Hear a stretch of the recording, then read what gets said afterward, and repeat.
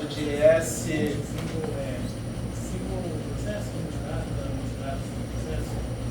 Aham. Qual é o nome dessa taxonomia? Que isso é apresentado como uma taxonomia. Correto, taxonomia de Flynn. Taxonomia de Flynn, os sistemas computacionais ali são divididos em 4 categorias. Você lembra quais são essas 4 categorias? O negócio é dizer o que é cada uma delas. Isso. Multiprocesso desenvolvimento de dados, essa computação paralela. Aqui é menos comum ver multimemórias de uma boa operação de processamento. A gente vai focar principalmente no processamento muito identificado. Muito bom. Vocês entenderam o que ele explicou? Não deu para escutar, né? Mas você lembra o que é essa coisa de taxonomia de Flynn? Você que viu Você só viu as videoaulas ou você viu os slides também?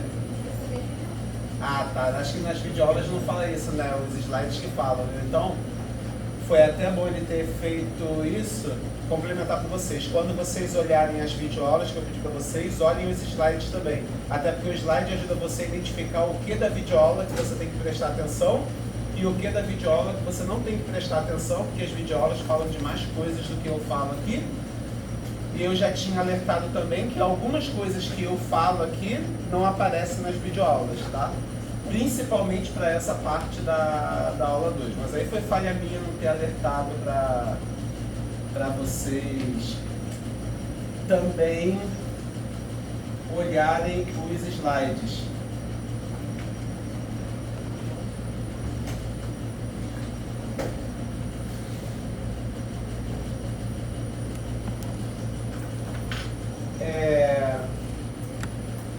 Eu não sei o quanto vocês conhecem sobre mim ou já procuraram saber sobre mim com outros colegas, mas eu sei que vocês sempre investigam sobre a vida dos professores antes de fazer a disciplina com eles, né?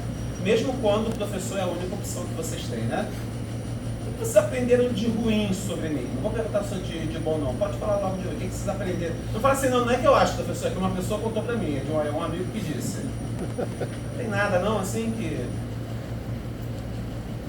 Nada. Falando coisa boa. Só fala coisa boa, não fala assim, ele não deixa a gente fazer estágio, né? Na época da Copa, a viola você deixou o pessoal assistir o jogo. Pô, eles só lembram disso, né? Não tem ninguém mais com uma memória ruim de mim, né? Ninguém... Isso aí que eu queria saber. Então, período pandemia, o que vocês têm aí para contar do período pandemia?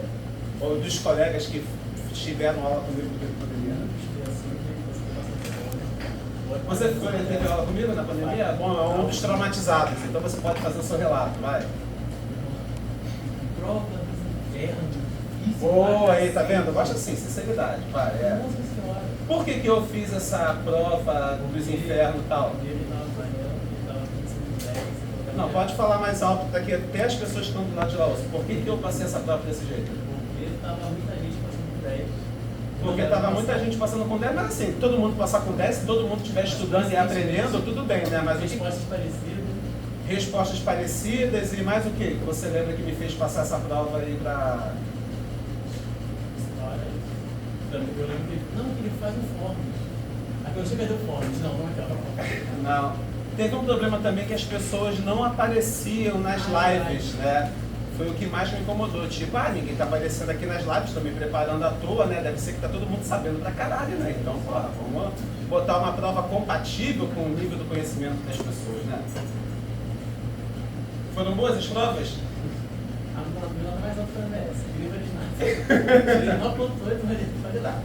Então, isso na verdade foi uma manifestação de um lado meu do qual eu me orgulho muito, que eu sou muito rancoroso e vingativo. Ou seja, não conquistem minha antipatia. A SO foi tranquilo. A SO presencial foi tranquilo, né? Foi uma turma mais interativa, que participava, que quando eu pedia para fazer as coisas em casa eles faziam, voltavam, interagiam, né? Você foi professor bom e era 2 turmas. Você foi mais tranquilo? Porque a outra pessoa também é. Tá bom? Então, aconselho vocês que continuem mantendo uma boa relação comigo, de seguir a dinâmica de aula, de seguir minhas orientações, quando eu digo vejo material, tragam, aprendam alguma coisa com as videoaulas, façam uma discussão aqui, vamos tornar essa aula uma aula mais dinâmica, que quem quer rir tem que fazer rir, né? Já falei isso para vocês, né? Então, por favor, colaborem, me ajudem a ajudar vocês. O que vocês acham? É um bom acordo? Já não está começando bem. Tem a... Como é que é o seu nome?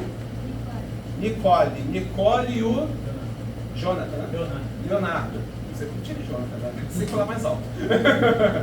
Leonardo e Nicole, que falaram que assistiram lá as videoaulas, estão ajudando aqui um pouquinho a manter o dinamismo da aula.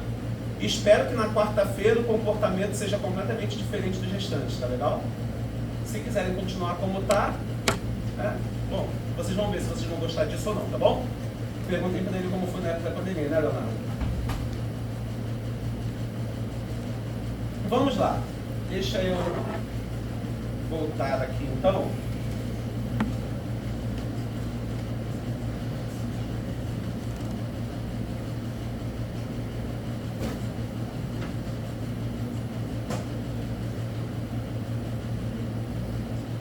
O Leonardo está falando para a gente desse conteúdo aqui.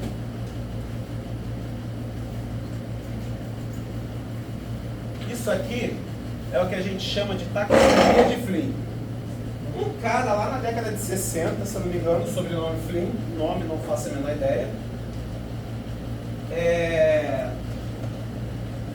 Ele resolveu criar uma taxonomia, ou seja, criar uma regra para nomear diferentes tipos de sistemas computacionais. E para ele criar essa estrutura, essa organização, ele se baseou na quantidade de instruções que esse sistema conseguiria executar ao mesmo tempo. Quando eu falo executar instrução ao mesmo tempo, vocês entendem o que isso significa? O que é instrução? O que é executar ao mesmo tempo? Paralelo? Não diz nada para você. Oi? Seria paralelo? Tipo uma thread? Isso, processamento paralelo. Ou seja, tem que ter mais do que uma CPU, porque o que a CPU faz? Ela processa, né? Tanto que é a unidade central de processamento quando você traduz. Então, o que ela faz é processar. Aí, esse processar é o que a gente chama de executar instrução. O que é uma instrução? Pensando bem alto nível com vocês que programaram só Python e C, né? Uma operação de atribuição. A recebe B. A recebe B é uma instrução. O que essa instrução significa? Pega o conteúdo do que está em B e armazena em A. Tá? E não dá para a gente entender outras diretivas de linguagem de alto nível diretamente como uma instrução que executa na CPU, porque a CPU ela executa instruções muito mais básicas. O famoso assembly, que vocês ouviram falar de assembly quando vocês fizeram sistemas computacionais, não tem que aprender, né? Não dá nem tempo de aprender lá na disciplina, mas dá tempo de pelo menos ouvir falar o que é o assembly. Então, são essas instruções, quando a gente fala que executa ao mesmo tempo ou que não executa ao mesmo tempo. Então, se o sistema computacional ele executa uma única instrução por vez com um único fluxo de dados, a gente tem aqui essa categoria uniprocessador. Tá? Aí ele caracteriza ainda uma única instrução com vários fluxos de dados. O que a gente tem de sistema computacional hoje em dia que executa uma única instrução, ou seja, uma mesma instrução sobre vários dados? GPU.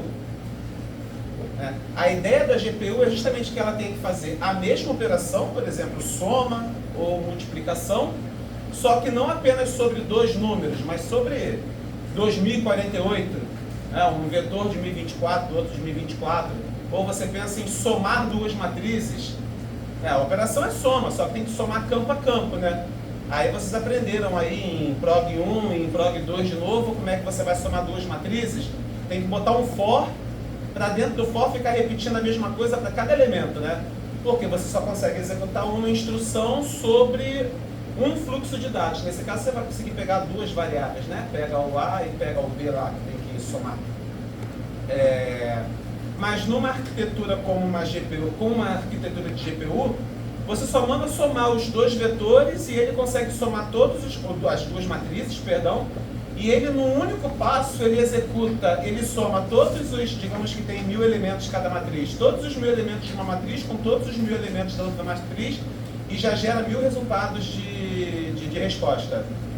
Numa única execução de uma única instrução, sem necessidade de for nem nada. Só fala que é mais burro e mais rápido.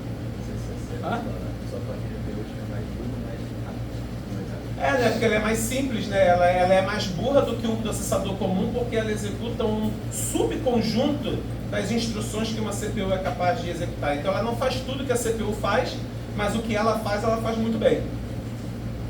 E aí ela é muito boa para operações específicas, como por exemplo operações matriciais. E por que elas são usadas para jogos? Porque parte gráfica é representada como matriz. Polígono é representado como matriz.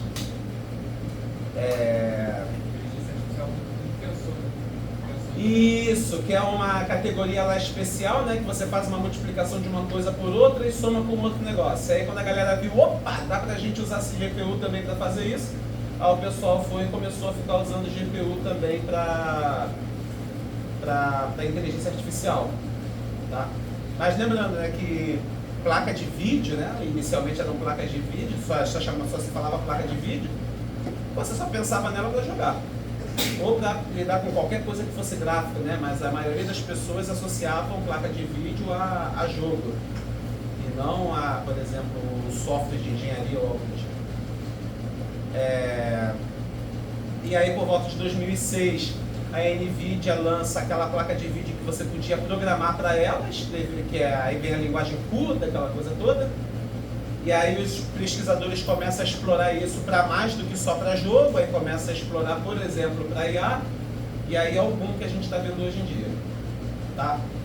Então eles pertencem a uma categoria de sistemas computacionais em que você pega uma mesma instrução e essa mesma instrução você executa sobre um grande conjunto de dados.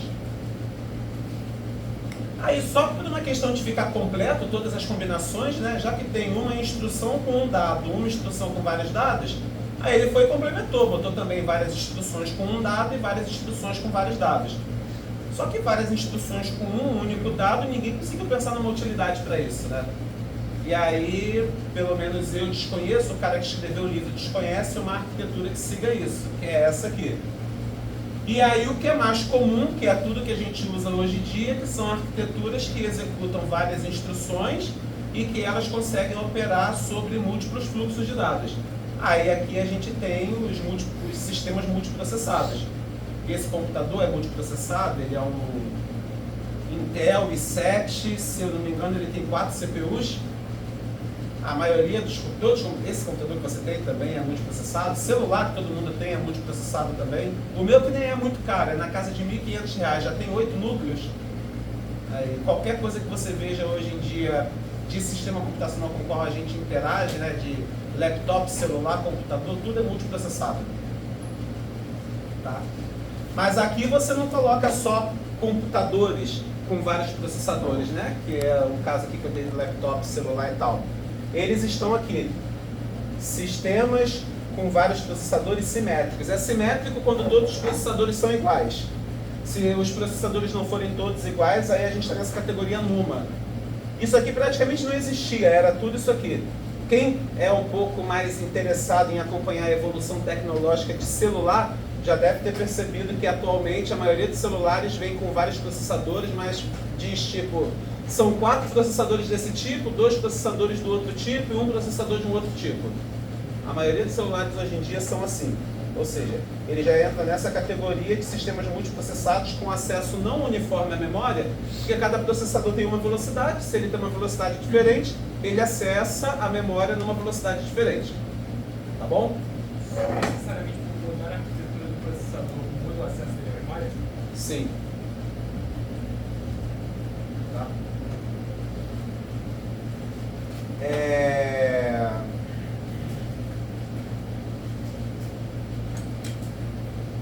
Mais o que eu quero ver aqui? Tá. Esses dois sistemas são o que nós chamamos de sistemas de memória compartilhada. Por que memória compartilhada? A memória RAM está aqui dentro dessa máquina só para esses processadores aqui. É aquela ideia de eu tenho uma placa-mãe, boto meus processadores ali, boto a minha memória ali, meus processadores todos acessam essas memórias. A memória é compartilhada entre todos os processadores. Nós temos ainda os sistemas de memória distribuída. Ou seja, a memória não é visível a todos os... não é acessível por todos os processadores que estão ali naquela arquitetura. E aí aqui entram os sistemas que são conectados em rede, como os sistemas distribuídos. Né? Ou como não, né? Aqui são os sistemas distribuídos. Porque se, digamos que o meu laptop, o laptop dele fizessem parte de um sistema distribuído.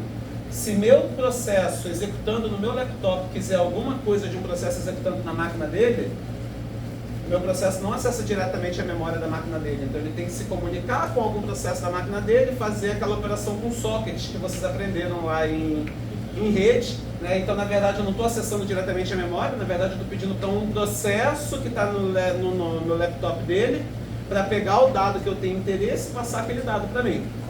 E isso é completamente diferente do processador acessar diretamente a memória. Eu não estou acessando, eu estou pedindo para um outro processo, comunicação em rede entra aqui.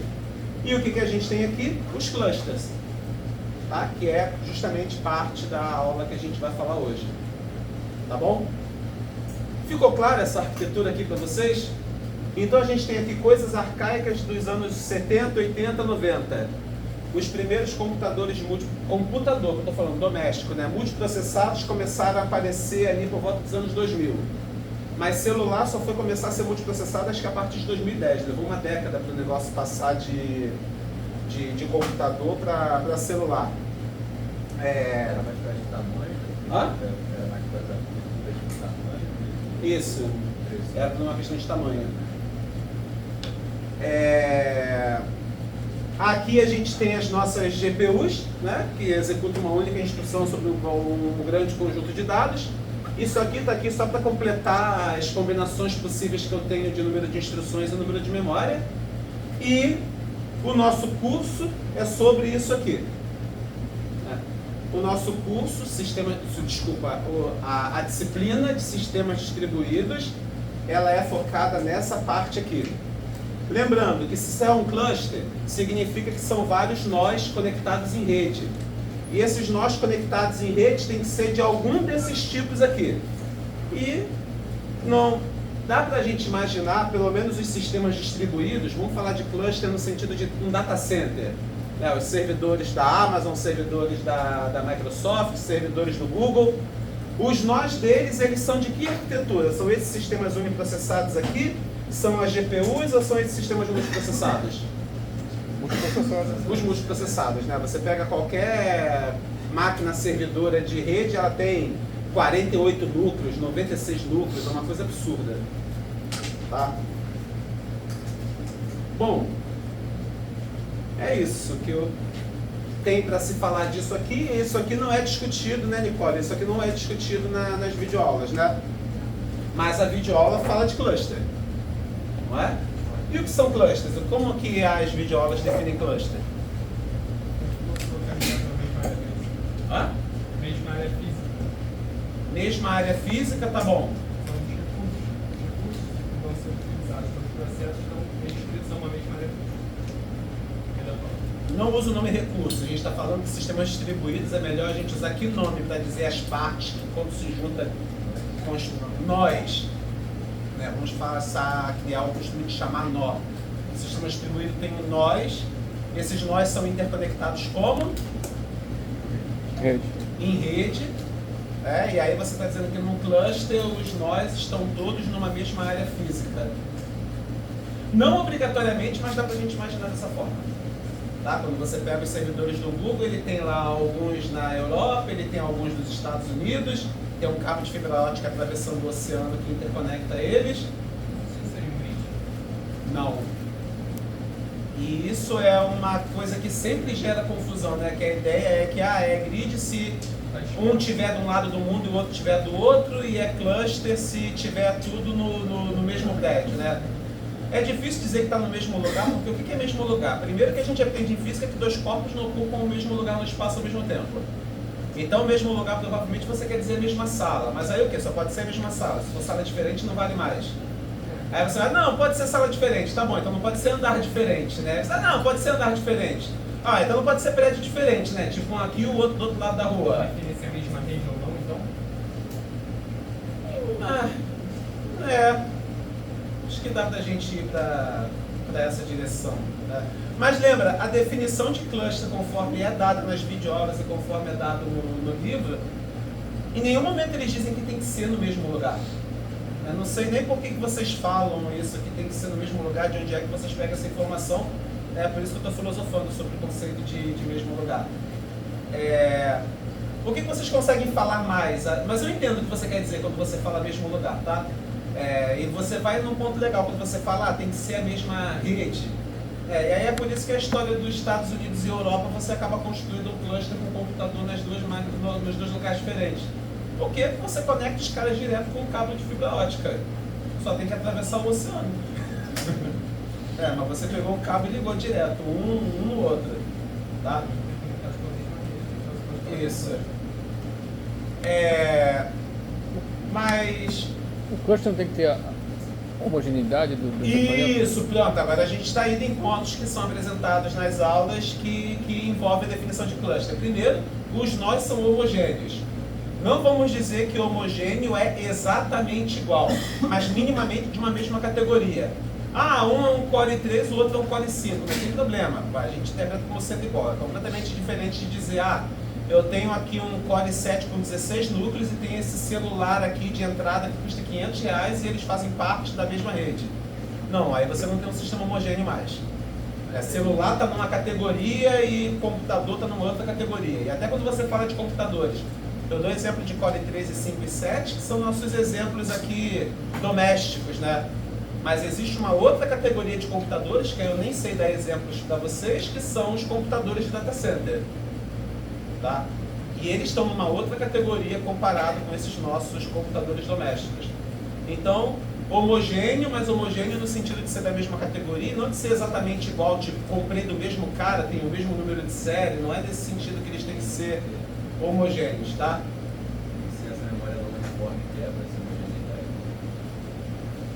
Não, porque a homogeneidade é com relação aos nós que compõem, não uma homogeneidade com relação ao acesso à memória. O acesso à memória, ele intrinsecamente não será homogêneo por definição, né? Porque eles estão conectados em rede e a memória é distribuída.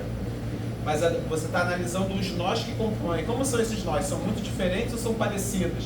E aí você está dizendo que num cluster os nós são parecidos. Então, quando a gente fala de grid, a gente pode cair naquela outra categoria de acesso à memória não uniforme, já que a gente vai ter nós e possivelmente diferentes. Lembra que acesso não uniforme à memória aqui está dentro de uma outra categoria chamada de memória compartilhada. Então, automaticamente aqui você está olhando, vamos dizer que para dentro de um mesmo computador. É esse computador que tem uma placa-mãe, que tem um local onde você espeta a memória, tem um local onde você espeta o processador. E o que está dizendo aqui é que nem todos os processadores, que tem todos os cores, né, todas as CPUs que você tem ali, elas acessam a memória na mesma velocidade. A gente não está falando de conexão em rede, quando a gente está nessa categoria aqui. Quando a gente está aqui, a gente está falando de conexão em rede. Tá bom? Tá legal, então estamos falando dos clusters, vocês já falaram da homogeneidade, os nós são parecidos, né? Para não dizer exatamente iguais. Aí na hora da prova não fica inventando palavra, não fala que é parecido mais ou menos igual, que é igual mas não tão igual assim. Eu só estou explicando para vocês o significado da palavra homogêneo. Vai fazer a prova? Escreve homogêneo, pô. No cluster os nós são homogêneos, eu só estou explicando aqui o que é, mas não dificulta, não fica inventando palavras. Não perde muito tempo para explicar uma coisa que tem uma palavra para dizer o que é aquilo. Então, cluster, característica, uma delas, nós homogêneos. Outra característica do cluster.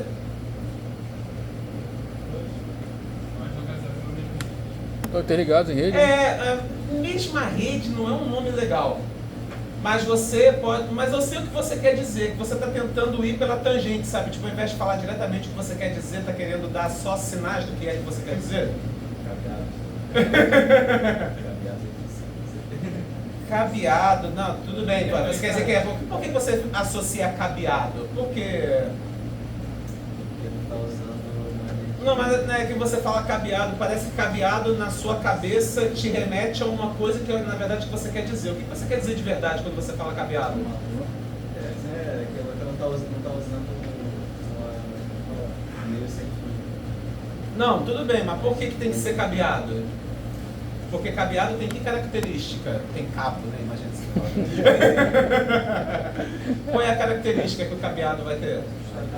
Mais rápido, pronto. Então, na verdade, quando você fala que é a mesma rede, ou quando você quer pegar os troços e ligar em cabo, o que vocês dois querem dizer é que a rede tem que ser rápida.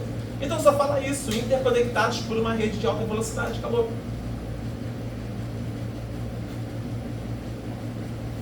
Sistema homogêneo e fortemente acoplado. Nós são semelhantes, tipicamente idênticos, interconectados por rede local de alta velocidade. Tá? Não necessariamente a mesma rede, é porque quando eu falo mesma rede, vocês acabaram de fazer a disciplina de redes, né? Então, quando você pensa mesma rede, você pensa ali num subconjunto que está no mesmo nível, que na hora que você quer resolver o endereçamento, você só olha ali daquela última sequência ali de, acho que são 8 bits, né? 256. Esse que é o conceito de uma mesma rede. Mas você pode pegar uma LAN e sair quebrando em sub-redes diferentes ali, não importa, tanto que a gente chama de sub-rede, né? Para dizer que está tudo dentro da mesma rede, no fim das contas. Então a gente só fala assim, é uma rede local de alta velocidade. E o conceito de rede local nem quer dizer que eles estão na mesma localidade, né? Porque se você só ligou com um cabo de fibra ótica, botou outro negócio a 1.000 km de distância, não tem problema. Ainda vai continuar sendo acessado quase tão rápido quanto se estivesse no prédio ao lado. Hã?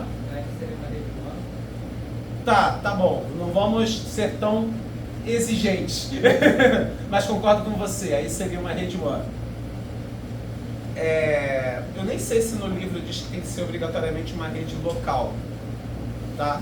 Mas é uma rede de alta velocidade, tá?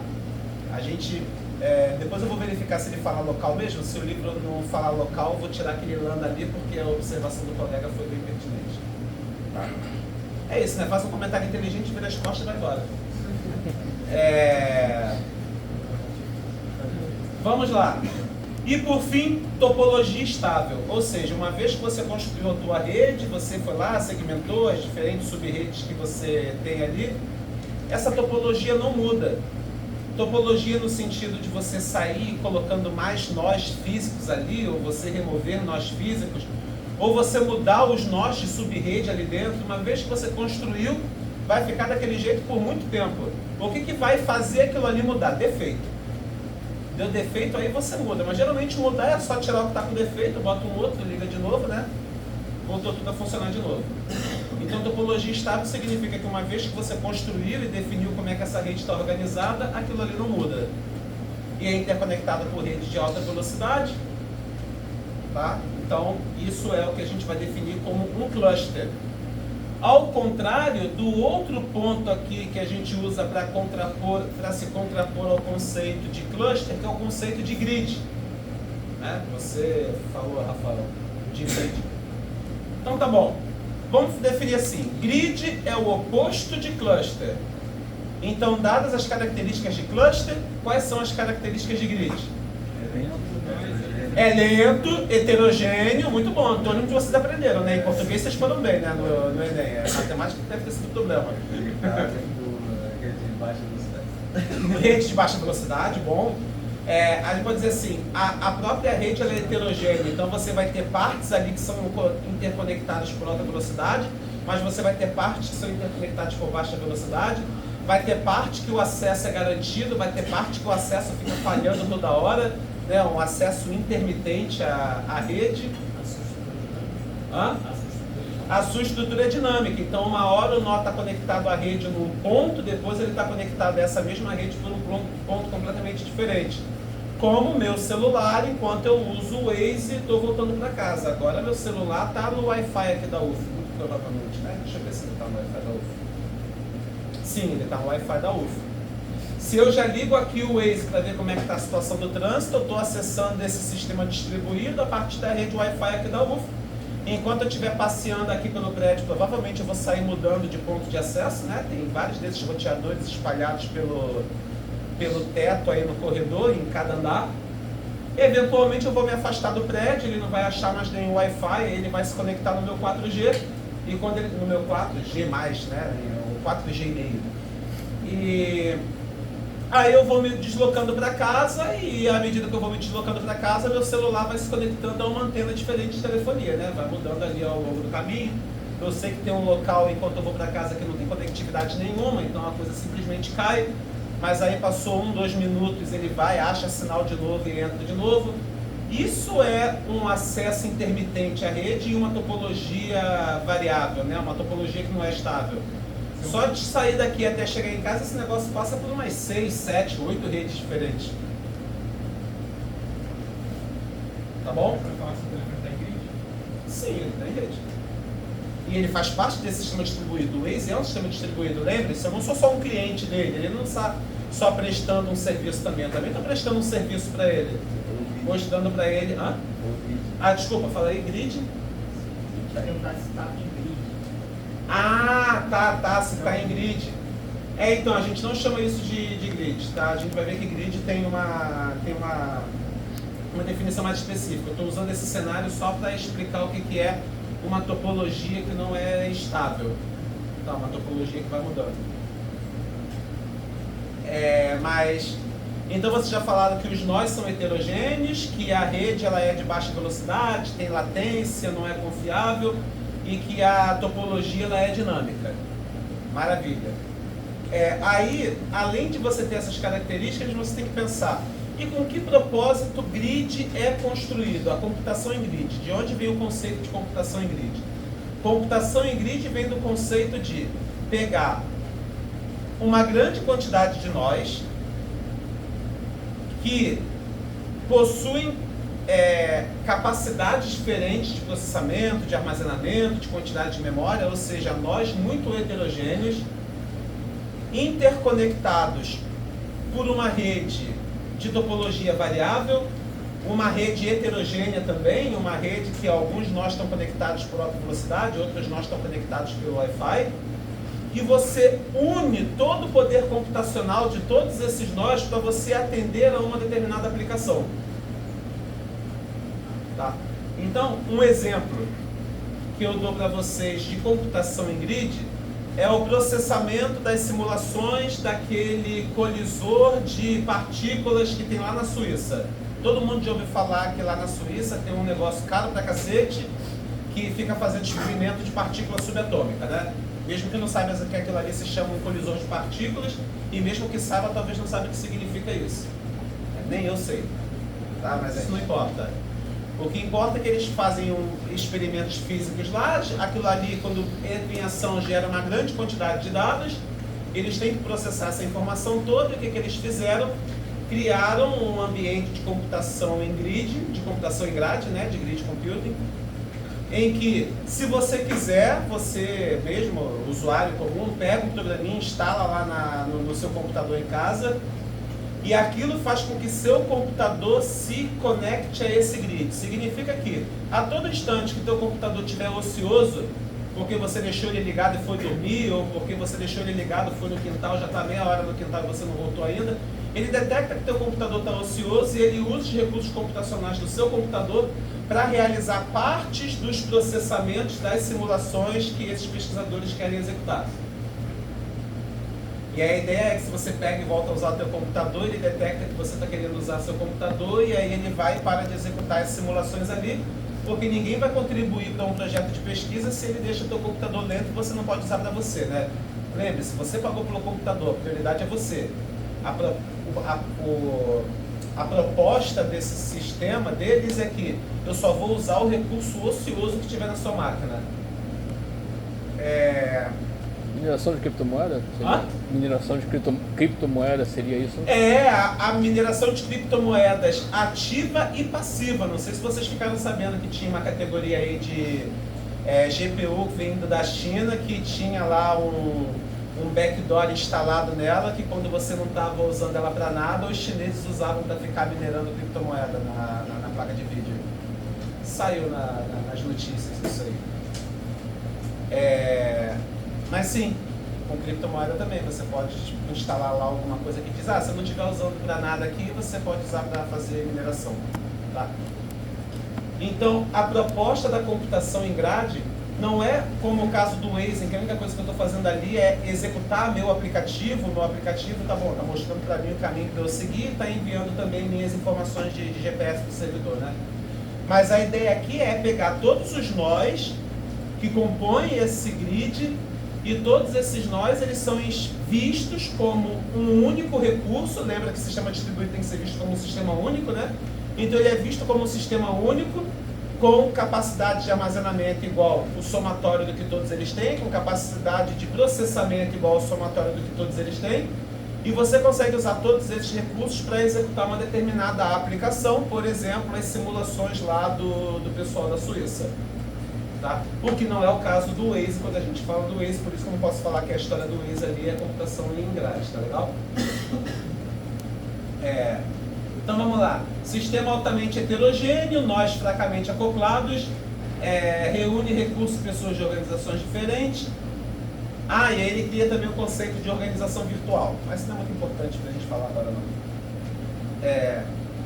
E aí uma subcategoria que a gente tem da computação em grid é o volunteer computing, essa coisa dos simuladores lá de física que eu falei para vocês, entra nessa categoria de computação voluntária.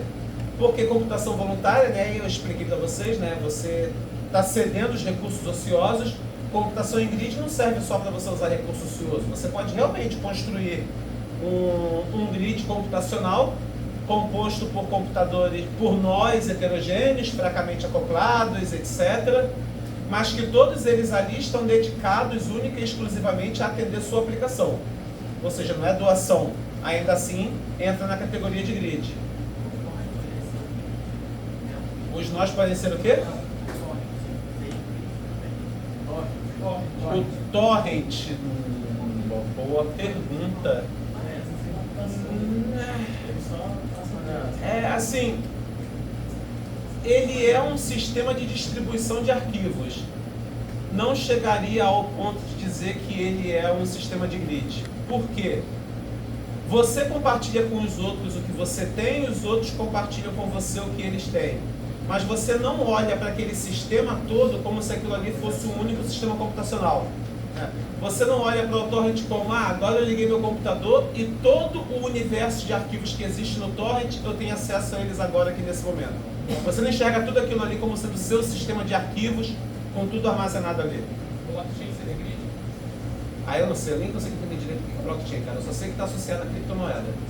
Aí tem que perguntar dos caras lá de blockchain CL, não, tá? O Igor e o Guto vão saber explicar para você. Você sabe dizer certo? Tá. Foi satisfatória essa resposta para você, Kenji? Porque, lembra, sistema distribuído, a definição que a gente deu no primeiro dia de aula, né? Ele tem que ser visto como um sistema único.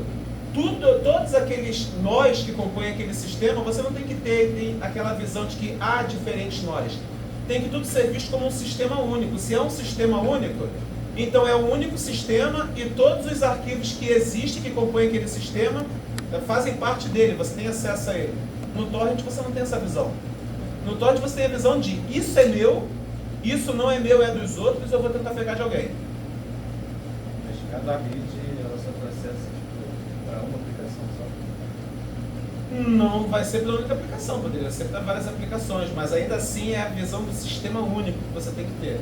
Então, você poderia até falar assim, não, eu quero executar 3 aplicações, tudo bem, qual é o tamanho do sistema onde eu tenho para executar? Aí você vai falar, eu tenho tantos petabytes de memória, tenho tantos não sei o que flops de processamento, tá? Mas tem que ter a visão do sistema único, quando eu digo, eu estou pegando isso aqui e estou botando para executar nesse sistema distribuído, e esse sistema distribuído ele é enorme, é composto por vários nós.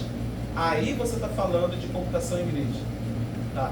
Aí vai ser em grid se os nós forem heterogêneos, fracamente acoplados, blá blá blá. E vai ser cluster se os nós forem homogêneos e topologia estável, fortemente acoplado. São as duas maneiras diferentes de pensar que surgiram ali por volta dos anos 2000. Que é, um único computador não vai resolver o problema, precisamos de vários. O que vamos fazer para ter vários computadores? E aí vem aquela ideia de, vamos deixar esses vários computadores interconectados pela internet. E aquilo tudo ali vai se unir, o poder computacional deles vai ser unido para atender as necessidades das aplicações que eu quero executar nesse sistema distribuído. E aí veio a outra linha de, não, vamos fazer na linha do data center, né? Pega uns supercomputadores, coloca numa sala, interconecta eles, e aí a gente só usa o poder computacional do que a gente tem aqui para fazer o processamento da aplicação. E aí vem o grande versus o cluster versus grid. Tá? Se você tem um data center para processar aquilo ou não, se você pega vários computadores interconectados pela internet e usa para fazer o processamento do que você tiver que processar. Mas o grid é diferente de ser vários clusters conectados. Ih, rapaz, aí começou a ficar muito filosófico. Vamos dizer assim, num grid, como um grid ele é um sistema heterogêneo, então ali tem desde o meu laptopzinho até um data center que o CERN, que é lá o Instituto de Pesquisa da Suíça que faz as colisões partículas, eles têm um cluster deles, que faz parte do sistema também. Então, um cluster pode fazer parte de um grid. Ele não é o grid todo, mas ele faz parte de um grid. Agora, não vamos filosofar tanto e dizer, e se eu tiver só 4 grids interconectados? Aí eu tenho um cluster e um grid, que aí a pergunta começa a ficar filosófica, um ponto que eu não parei tanto para pensar sobre ela. Mas existe um cluster sem participar de um grid. Sim, existe um cluster sem participar de um grid, você pode ter um cluster que participa de um grid. Perfeito. Quando seria mais apropriado você usar um grid de um cluster? Então, de um tempo para cá, a galera está usando o grid quando é para computação voluntária. Quando não é computação voluntária, é cluster. Você não vai trabalhar em nenhuma empresa que tenha que hospedar um site que tem milhões de acessos de usuários, e aí você precisa de um grande poder computacional daquilo. Nenhuma empresa que você entrar, ela vai falar, vamos usar um grid para isso. Não, todo mundo vai usar um cluster. Ou já vai usar direto computação em nuvem, ou vai falar, não, a gente não quer usar computação em nuvem não, porque a gente não quer contratar serviços de ninguém não. A gente quer comprar nossos próprios servidores e a gente quer montar tudo local aqui. Como, por exemplo, a Globo faz. A Globo tem o próprio data center dela.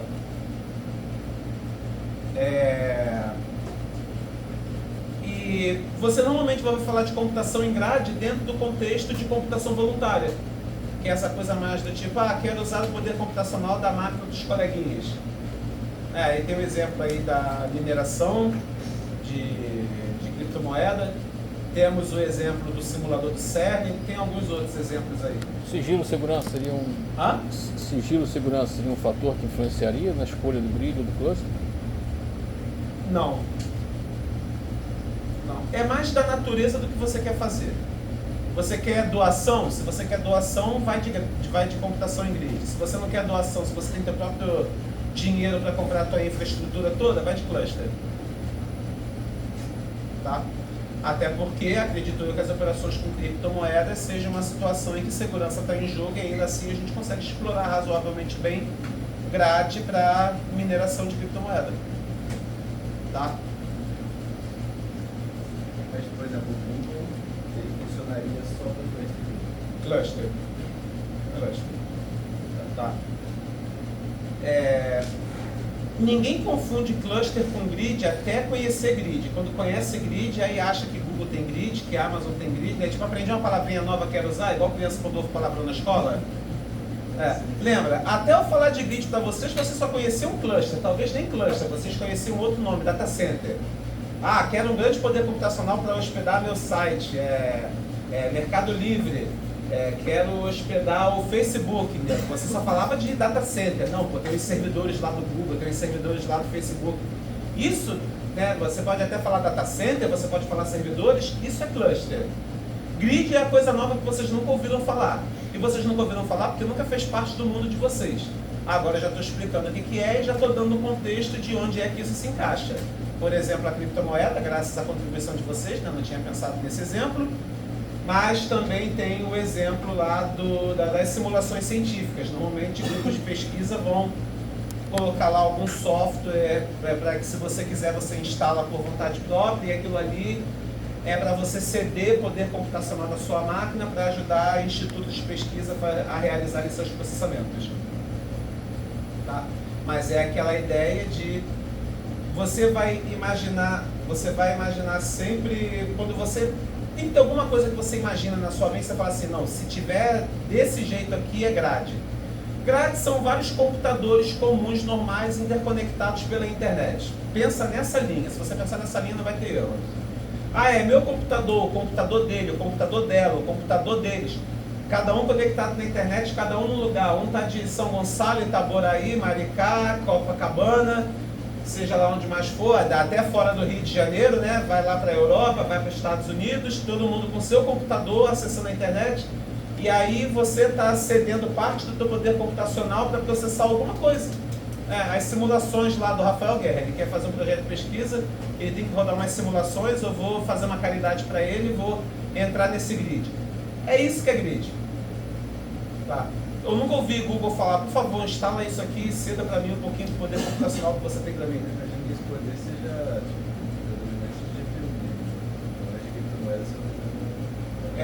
mas o do CERN não, ele usa até processamento normal. Tá? Mas é mais esse conceito de vários nós com baixo poder computacional interconectados pela internet para executar uma aplicação. Né? Que aplicação? Só consigo dar um exemplo para vocês que é o que eu mais gosto, o CERN. É o mais bem sucedido também, né? O negócio funciona até hoje, só entrar na página dos caras. Tá bom? Agora, toda vez que você pensa em data center, toda vez que você pensa em e-commerce, você pensa nos sistemas do Google, da Amazon, da Microsoft, aquilo ali não é grid, aquilo ali é cluster. Aquilo ali é um data center, é um prédio ou 2 prédios, cheio de máquina, um monte de ar-condicionado para refrigerar aquele negócio. Nós com 90 núcleos, 180 núcleos, 260 núcleos, desse tipo de sistema que a gente está falando, isso é cluster. Interconectados por cabos de fibra ótica de altíssima velocidade, isso é cluster. Isso não é grade. Tá? Não é computação em grid. É importante saber diferenciar um do outro, porque a questão já caiu até no ENAD. E falando em ENAD, quem aqui provavelmente vai fazer a prova do ENAD esse ano? Para você fazer a prova do ENAD, você tem que estar no seu penúltimo ou último semestre, no semestre que a prova é aplicada. A prova vai ser aplicada em novembro desse ano. Quem aqui se forma no final desse ano ou na metade do ano que vem? Tá, tem alguns que metade do ano que vem, né? Os que se formam metade do final desse ano ou metade do ano que vem? Você certamente convidado, você. Metade do ano que vem. Você vai se quiser, né? Se eu não me engano, se você não está no semestre que se forma, você vai se quiser. Se você está no semestre que você se forma, ninguém vai botar uma arma na sua cabeça e te obrigar a ir, mas meio que eles falam assim, não, você a gente quer que apareça, os outros não, são opcionais. O que é o ENAD, né? Eu falo como se vocês soubessem, nem eu sabia o que era. O ENAD é o Enem do nível superior. Você faz uma prova para mostrar o quanto você sabe. E não serve para nada para você, porque você não vai entrar em lugar nenhum com aquilo, né? Mas serve para dizer se isso aqui é uma boa instituição de ensino ou não. Aí poderia falar assim, para que eu quero saber dessa merda? Já fiz, já passei, já peguei meu diploma, aquela visão mais individualista. Então eu motivo vocês dizendo, se vocês não forem bem, a nota cair, daqui a talvez 2, 3 anos, quando olharem para o teu currículo, não vão dar o mesmo valor que dão agora, porque não vai ser mais associado à UF, o curso de Sistemas de Informação da UF não vai ser mais associado a uma boa instituição de ensino, mas vai ser associado a uma instituição de ensino mequetrefe. Uma unisquina, mas com uma vista bonita da praia. Tá? Então é importante que vocês façam essa prova, que vocês vão bem nessa prova, porque a avaliação do curso é indiretamente a avaliação do diploma que você tem quando você sai daqui. Embora na prática, o que eu já aprendi diploma ajuda muito para você arrumar o primeiro emprego. E dali em diante, o que te arruma os próximos empregos é o emprego anterior que você teve. É quase que uma prostituição intelectual, você vai para quem paga mais.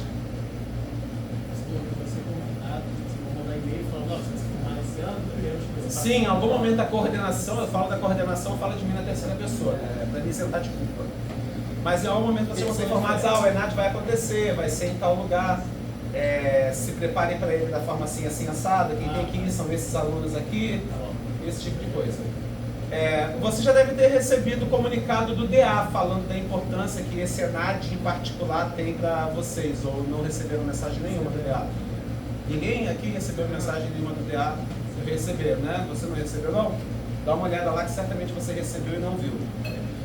Além da importância de vocês irem bem nessa prova, para que o diploma de vocês tenha algum valor, caso vocês não sejam altruístas o suficiente para só querer que a universidade onde vocês estudaram tire uma nota boa, né? Vocês veem o quanto a gente briga aqui para arrumar professor para dar aula à noite, para ter turma extra, para que vocês... para melhorar a grade do curso, para que vocês não tenham aquelas disciplinas difíceis que prendem vocês e que no fim vocês falam assim, para que eu estou aprendendo essa porcaria se esse negócio não serve para nada, né? Eu já cansei de ouvir de vocês esse relato indignado de tipo, professor, só falta uma matéria para eu me formar, fundamentos matemáticos da computação, caramba, para que serve isso? Eu já trabalho, já ganho 15 mil por mês. Já recebi oferta para ir para a Europa, para a Austrália, e eu não consigo pegar o diploma porque eu não sei provar que 1 é maior do que 0. Porque eu não sei indução matemática. Tá? Eu, enquanto coordenador, briguei bastante para tirar o máximo das coisas inúteis. Pensando na vida de mercado, pensando também na vida... para aqueles que escolhem seguir uma vida de pesquisador dentro da área de SI, claro, né? Isso aqui não é um curso de computação. Então, enxugar ao máximo a grade para que ela não tenha cara de ciência da computação, para que ela tenha efetivamente uma cara de sistemas de informação. Se alguém quiser aprender coisas de ciência da computação, não tem problema nenhum, faça, só não posso obrigar todo mundo. Porque outras pessoas escolheram SI porque gostam de SI, não da parte de ciência. E eu encontro muita resistência do departamento. Eu encontro muita resistência dos outros professores para que, por exemplo, vocês não façam o mesmo cálculo que a engenharia faz. Com aquele monte de ângulo, seno, cosseno, tangente, logaritmo, exponencial. Quem que inventou um número e chamou ele de E, cara? Isso aqui dá letra para número. Pô, já inventaram lá os algarismos, pô, 0, 1, 2, 3, 9, 10 não é o suficiente, tem que sair inventando mais. E botar letra grega, pi, pô. Então, a gente quis livrar vocês dessas coisas. Aí ficou lá o que eu chamo de cálculo de criança. Só tem ali polinômio, você integra, deriva, pum, acabou. Tá bom o cálculo de vocês que vocês fazem? Tá gostosinho? Estão achando legal? Então, ajudem-me a provar para as outras pessoas que esse cálculo que vocês fazem é o suficiente para vocês. Ajudem-me a provar para as outras pessoas que a estatística que vocês fazem, que não é a mesma da engenharia, é o suficiente para o curso de vocês. Ajudem-me a mostrar para as outras pessoas que o curso não precisa de arquitetura de computadores, que só aqueles sistemas computacionais ali é o suficiente ensino que vocês precisam para a carreira de vocês. Porque antes tinha 2 disciplinas, não eram esses sistemas computacionais. Antes tinha arquitetura e sistemas operacionais. Quem é dessa época? Vocês sentem falta de arquitetura de computadores? Ninguém sente, né? Agora vocês têm que mostrar que foi uma escolha correta, que tirar aquilo ali não faz a menor falta e que vocês ainda assim conseguem tirar a maior nota que tem para tirar na ENAD. Porque se vocês não fizerem isso, vai voltar tudo isso. E alguns de vocês podem acabar sendo afetados, que dependendo de quanto falta para vocês se formarem, vocês vão para a grade nova. Então não ache que não afeta vocês, tá? Tem o potencial de afetar vocês sim. Que outra coisa que a gente já teve no passado que foi muito polêmico? A gente tinha matemática discreta e lógica para a ciência da computação. Professor, eu tenho uma dúvida, tipo, a grade que é assim, a gente vai conseguir mais uma linha de inteligência artificial, tipo, ter a lógica linear, assim. A grade de SI ou a grade de ciência da computação que você fala? De SI, se você vai chegar a abordar alguma coisa de ciência de dados. Cara, então, ciência de dados não, mas vamos botar assim, IA tá na moda. Eu fico pensando, pô, será que vão cobrar alguma coisa de IA na prova de SI? Acho muito provável que sim, mas muito mais do ponto de vista do negócio, muito mais do ponto de vista do cara que usa a IA, do que do ponto de vista do cara que desenvolve a IA. Então, acredito que tenha algo relacionado a como que a IA pode ser usada para melhorar como é que se diz, o desempenho da equipe na elaboração de código. Né? Tem o Code Pilot, né? Aquela assistência de IA para te ajudar a escrever o código. Talvez até algumas perguntas mais superficiais do tipo, tem vários tipos de técnica de IA, né? Você tem redes neurais, você tem os Large Language Models, que é a tal da IA generativa. Talvez alguma coisa assim, mas só na questão das categorias, né? De tipos de técnicas de IA que tem. Ou qual é a diferença de Machine Learning para IA, propriamente dito, né? Não são exatamente a mesma coisa. Mas acho difícil ser algo desse tipo. Acho muito mais provável ser algo voltado para como que a tecnologia da informação pode ser utilizada para trazer competitividade para um negócio, porque esse que é o foco do curso. E no máximo que vocês sejam desenvolvedores, mas o desenvolvedor de um sistema distribuído. Então você não vai desenvolver a IA. Não, eu já falei isso até na primeira aula, né? Que não sei se foi para vocês que eu falei isso, né? Mas eu falei, ninguém vai esperar que vocês sejam desenvolvedor da tecnologia de IA, mas a gente espera que vocês sejam usuários.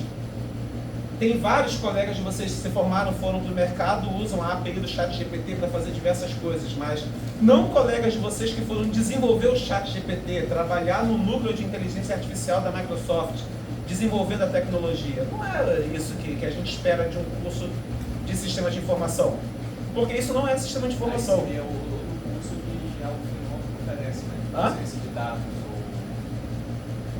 Olha, a UF está querendo criar um curso de ciência de dados, por exemplo.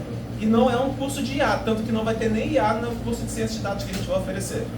Aí você tem que conversar com o pessoal de IA para você entender a diferença de um para outro. Porque hoje em dia, meio que as palavras entram tudo ali no mesmo bololô, né? Parece... A UFGV tem um curso de ciência de dados e inteligência artificial, é acoplado.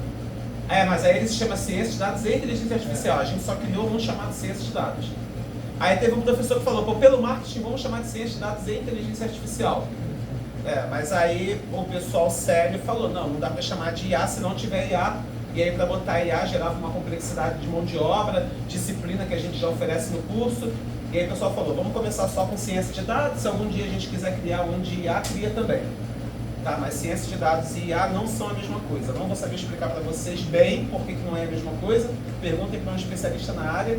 Eu só digo que não é, embora esteja tudo meio que relacionado ali. Tá? Professor, essa ideia de criar um novo curso, como vai ser daqui a muitos anos? Não faço a menor ideia. Não me envolveram no processo, eu sou muito grato por isso. Vocês já são problema suficiente para mim. Tá? Mas eu sei que eles gostaram da ideia da disciplina Sistemas Computacionais e eles colocaram ela no curso de Ciências de Dados também. Porque eles perceberam que não havia necessidade de ver arquitetura de computadores e sistemas operacionais.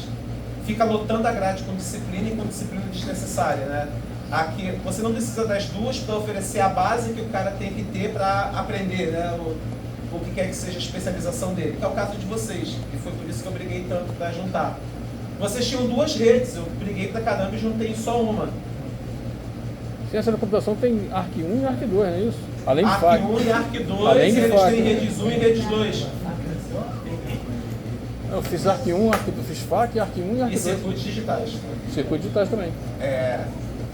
Porque ciência da computação faz uma interface com engenharia eletrônica. Vocês não fazem interface com engenharia eletrônica. Se a gente fosse pensar em camadas, né, igual as camadas do modelo OSI, você começa ali pela matemática, a base de tudo, né? Da matemática vai para a física, acha alguma aplicação daquela porcaria ali em algum fenômeno físico.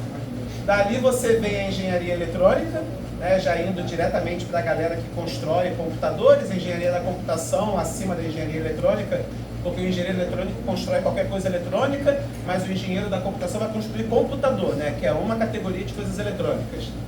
E aí você vem para a ciência da computação, já fazendo uma interface com a engenharia da computação, mas sem olhar tanto hardware. Notem que ciência da computação aqui não tem muita coisa de hardware, tem um pouquinho. Aí você vem para sistema de informação você tem administração ali em cima. Porque para que a gente vai fazer computador? Só para jogar videogame? Não, né? Então, as pessoas fazem computador para tornar negócios mais competitivos. Vocês querem atender a necessidade de organizações. Aí sentiram a necessidade de alguém que entendesse muito bem a parte técnica, mas que entendesse também a parte de negócio. E daí surge a ideia de ter um curso de sistema de informação, até porque é uma categoria específica, né? Todo mundo aqui vai desenvolver aplicações para quem? Para organizações. Organizações que não são organizações de TI, para o mercado, por exemplo, do Carrefour. Não o cara de ciência da computação. Esse cara ele vai desenvolver sistemas, vai trabalhar para alguma empresa? Vai. Mas ele vai trabalhar desenvolvendo um software que é o software que é usado pela Google, que é usado pela IBM, que é usado pela Amazon. Ele vai desenvolver a nuvem. Vocês não desenvolvem a nuvem, vocês usam a nuvem. Se a gente for, para a gente conseguir situar onde é que cada um se encaixa. Eles têm, ciência da computação tem que ter uma base matemática muito forte. Em engenharia, mais ainda. Tanto que você pega o ciclo de engenharia, ciclo básico de engenharia, tem química, tem física, um monte de coisa. Na computação já não tem química, por exemplo. Tá, então vocês veem, quanto mais você vai subindo nessas camadas, matemática, física, engenharia, ciência da computação, mais você vai deixando a matemática para trás. Tá? Bom, reforço aqui a importância que vocês se preparem para o ENAD, reforço aqui a importância que vocês tenham um bom desempenho, tirem uma boa nota. No último ENAD vocês foram 7º ou 9º melhor no Brasil. Isso nem é tão importante, é mais ego mesmo. O mais importante é tirar a maior nota, e a maior nota é a nota 5. E para você tirar 5, a nota de vocês tem que ser até 3,95. Você vê que a régua nem é tão alta assim, né? É porque eles falam, de 10, acho. Você vê como é que a régua lá embaixo. Mas mira no 4. Acho que vocês tiraram 4,2, se eu não me engano, alguma coisa assim. Mas o melhor tirou 4,5. Então não é. Você vê que ninguém tira mais do que 5 no negócio. Eu acho que é de 10, tá? Não tenho certeza não. Mas eu vejo, vendo as notas ali, eu vejo assim, se eu somasse tudo aqui, tinha que dar 10, sabe? E ainda assim, as médias são essas. E é bom que vocês repitam esse desempenho. Sistemas distribuídos caiu em todas as últimas 3 provas, não tem como não cair daqui para frente. Até isso me motivou a criar essa disciplina para vocês. Virtualização, que era coisa que vocês não viam, eu coloquei aqui na disciplina. Então, quem for fazer a prova, vocês vão ser contatados pelo diretório acadêmico.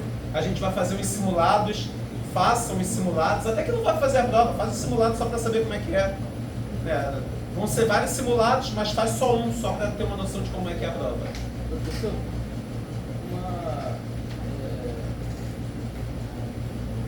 você não coloca um simulado com exercícios que caíram no ENAD, só para a gente ver de grid, só para a gente estudar para a prova? Então, por que eu falei que nós vamos ter vários simulados? Eu pensei nisso, passa umas questões antigas para vocês verem como é que é. O primeiro simulado já vai ser a preparação para o segundo, e o segundo já vai ser a preparação para o terceiro. Vocês só têm, acho que 5 ou 6 ENADs anteriores, que é 2005, 8, 11, 14, 17 e 21. Então a ideia é, vai fazendo um de cada vez, que conforme você for chegando para o final, você já vai indo para os outros, tendo uma noção do que é que você tem que aprender. Então, para o primeiro, eu não espero que ninguém estude, talvez nem para o segundo, mas para o terceiro, para o quarto, eu já espero que vocês comecem a estudar aquilo que vocês veem que cai em maior frequência. O que cai com muita frequência? Essa parte de sistemas distribuídos, virtualização, e sempre voltado para como é que isso beneficia o negócio de alguma forma. Programação, alguma coisa de lista, alguma coisa de árvore, alguma coisa de alocação dinâmica de memória, sempre cai. Ou seja, saibam bem estruturas de dados, porque tudo é de estruturas de dados no fim das contas, né? Não vai cair nada de... Se cair alguma coisa de Python, é mais tipo, ter um código lá e você saber o que é atribuição, variável, questãozinha boba assim de programação. A parte que tu tem que ver estruturas de dados, normalmente eles colocam em C. Tá? E não vi nada mais complicado do que árvore e lista. Tá? Mas eu particularmente digo que a estrutura de dados mais importante para vocês é a tabela hash. Porque o melhor emprego que vocês podem arrumar nessa área é ir trabalhar numa Big Tech. E Big Tech não trabalha com lista, não trabalha com árvore, Big Tech trabalha com hash. Porque tudo ali tem que ter complexidade 1, tu tem que pedir e chegar na hora. Senão eu não consigo fazer uma busca aqui no Google e o resultado vem em 0,2 segundos. Inclusive eu fiz, só de sacanagem na pandemia, não tem nada para fazer, vou me candidatar para trabalhar na Amazon. Aí fiz uma prova lá online, aí me chamaram para a prova... na prova online já era tudo solução que envolvia trabalhar com tabela hash. E aí quando eu fui para a entrevista lá com o cara que eu tinha que programar na frente dele, tinha tabela hash de novo. Mas aí quando eu fiz a prova online, eu podia escolher a linguagem, escolhi C, maravilha, né? É o que eu sei. Aí lá na hora tinha que programar em Java, eu falei, Java eu não sei, mas eu te dou a descrição do que é que tem que ser feito.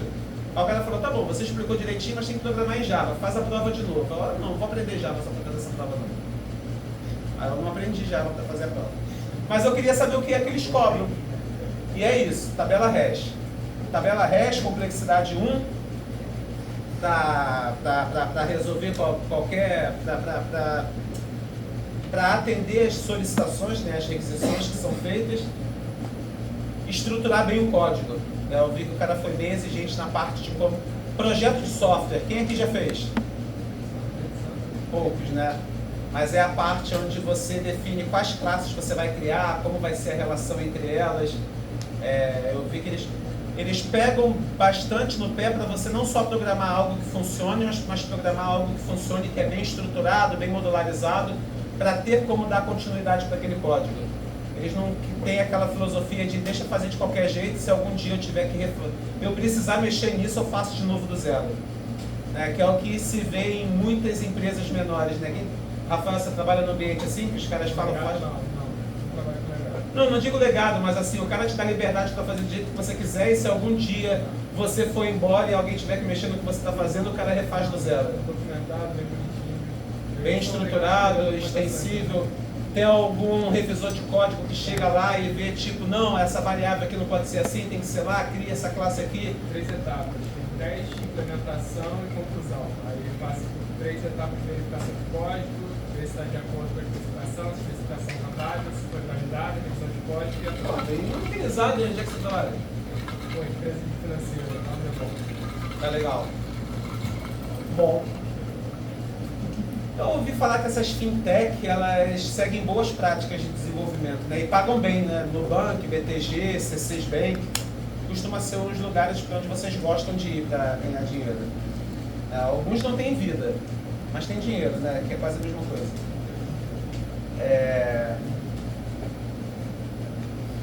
Vamos lá. Bom, contextualizado aqui a diferença entre grid e cluster, né? Para vocês não terem dúvida só de olhar para um sistema distribuído e dizer, não, isso aqui é cluster, não, isso aqui é grid. Então sempre pensa na sua cabeça, cluster, pensa num data center, um prédio cheio de supercomputadores. Grid, pensa num monte de computadorzinho furreca interconectado pela internet. Se você partir dessa forma de pensar, você não erra. Tá? E aí, claro, né, que para efeito da prova você tem que aprender as definições bonitinhas aqui, fracamente acoplado, heterogêneo, homogêneo, topologia da rede. Se eu perguntar, diferencie cluster e grid na prova, vocês vão ter que saber dar essa definição aqui, né, do livro bonitinho, tá?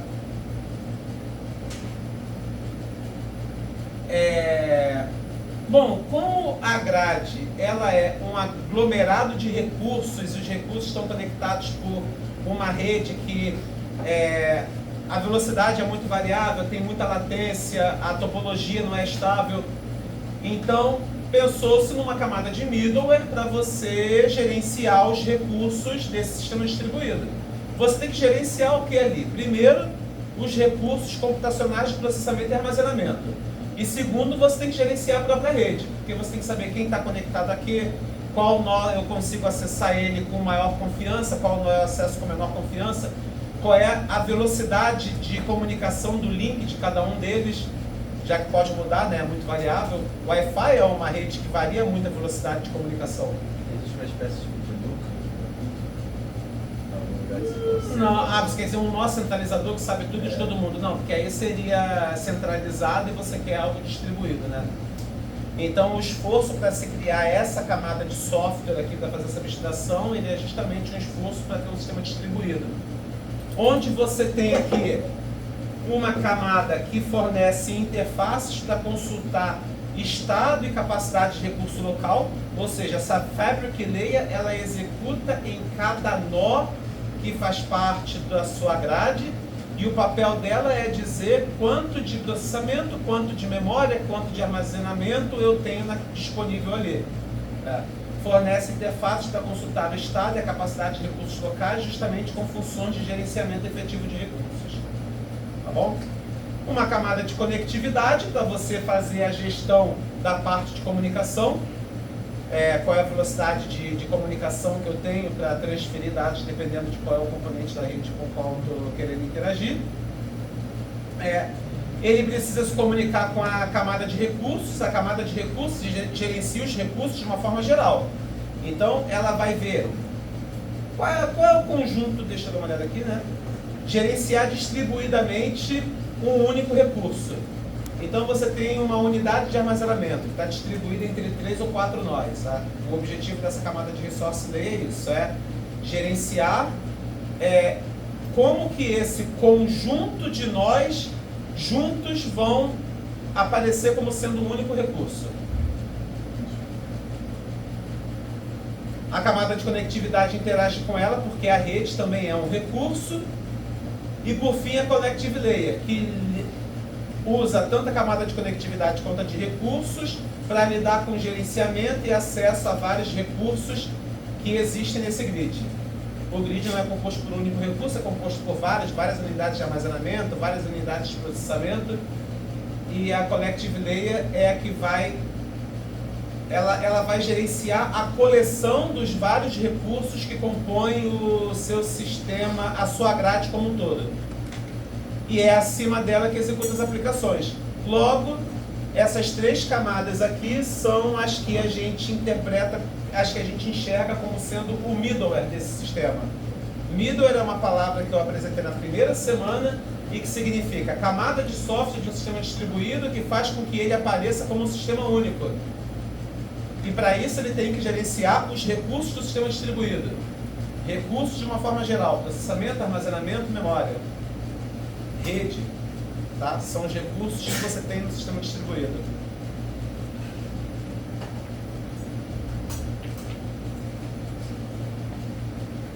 Tá bom. Aí eu falei para vocês, quando pensar em cluster, pensa num data center, né? Pensa naqueles prédios com supercomputadores. Então, quando pensar em cluster, pense nisso aqui. Não pensa em vários computadores de um monte de gente conectado na internet. Pensa nessa sala. Isso é um data center. Você constrói cluster com data center. Não, nunca. Não. Tem ela, tipo assim, tem Ohio 1, 2 e 3. Aham. Aí poderia dizer que o cluster, por exemplo, eu teria que ver o Ohio com uma coisa só. Se eu consigo ver que são servidores diferentes, 1, 2 e 3, eles são 3 coisas separadas, eles se conectam, mas eles não... Eu não faço a menor ideia. Como é que é? Eles acabam Porque eu não sei o que significa essa representação são lógica. Ohio, sim, literalmente em Ohio as 3, só que tem uma distância de 1 km de cada uma. São estações físicas separadas por 1 km de distância, mas são próximas. Elas têm conexões próximas, mas você pode escolher, por exemplo, colocar a sua aplicação web no Ohio 1. Mas, por exemplo, o seu banco vai ser um arquivo, tá. ele está conectado entre os 3, para manter redundância. Sim.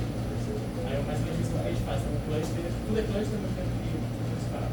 Eu acho que é tudo em cluster. Porque todas elas são conectadas. Pode ser três coisas não.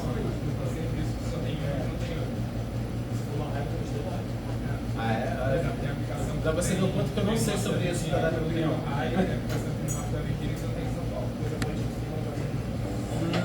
Não sabia disso não.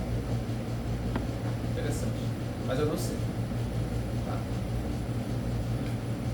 Então vamos lá. Computação em cluster constrói o supercomputador pela coleção de computadores baratos de menor poder computacional, mais claro, né? Homogêneos, interconectados por rede de alta velocidade, topologia estável, blá blá blá. E normalmente clusters são construídos com data centers. Pelo menos mais recentemente construídos com data center. E como era antes? Pô, teve uma época que a gente chegou a montar um cluster pegando os 8 desktops, conectando ali em rede, e aí fizemos aqueles 8 desktops virar um servidor web para o projeto de doutorado que um colega tinha aqui no laboratório. Aí agora não, agora a gente já vai para essa direção de comprar um rack, dentro do rack coloca várias lâminas. Aí para contextualizar, é isso aqui. eu falo rack, mas é um rack, né? Se for falar em inglês direitinho, porque é com R. Então você tem um rack com várias gavetas aqui, e aí você encaixa essas lâminas chamadas de blade em inglês. Isso aqui não é necessariamente um nó, tá? Em alguns casos isso aqui pode representar 2 nós do sistema distribuído. Depende de quantas unidades de processamento com memória compartilhada eu tenho aqui dentro, tá? Aí eu vou apresentar para vocês. Deixa eu ver se eu tenho aqui isso.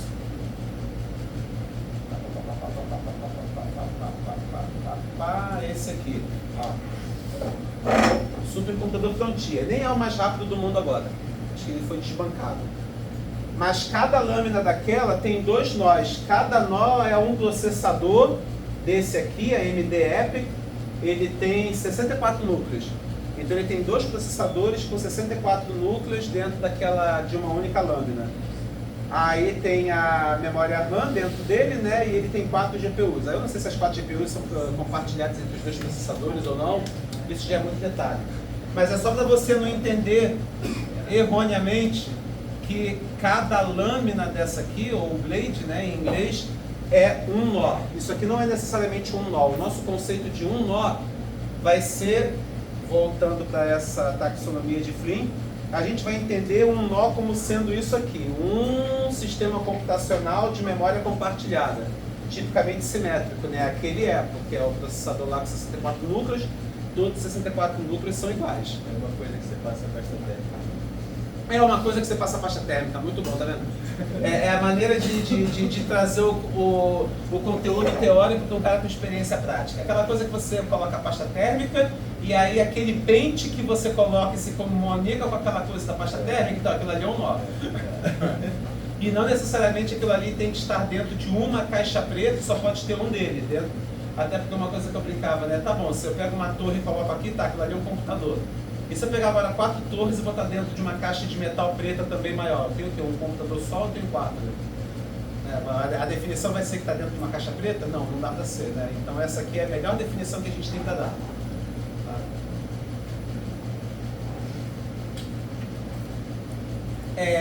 E data centers são salas, prédios ou grupos de prédios que abrigam sistemas computacionais e seus componentes associados, como sistemas de telecomunicações e de armazenamento. Sistema de telecomunicação é importante porque não é só um cabo de rede, né? Sistema de telecomunicação tem mais que isso, vai ter um monte de switch, hub, seja lá o que for, tem um monte de coisa, firewall, tudo isso que da parte de rede, sistema de telecomunicações. E como a gente é do mundo da computação, a gente sempre fala de computador esquecendo que ele é um dispositivo eletrônico e depende de energia para funcionar, né? E é claro que a tomada não vai chegar por mágica no ambiente desse, né? Então tem toda uma complexidade para você montar o sistema de rede elétrica para você alimentar esse ambiente. E eles aquecem, isso aqui é um forno gigante, então você precisa também de um sistema de arrefecimento altamente complexo para garantir que o prédio não vai derreter.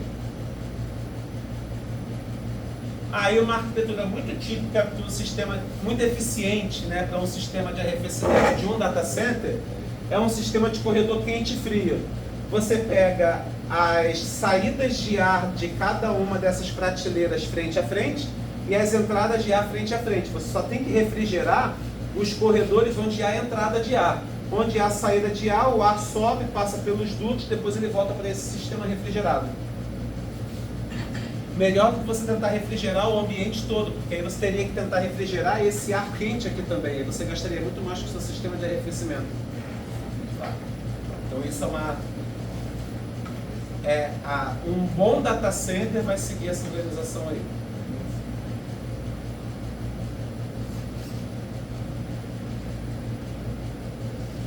Bom, deixa eu fazer a chamada.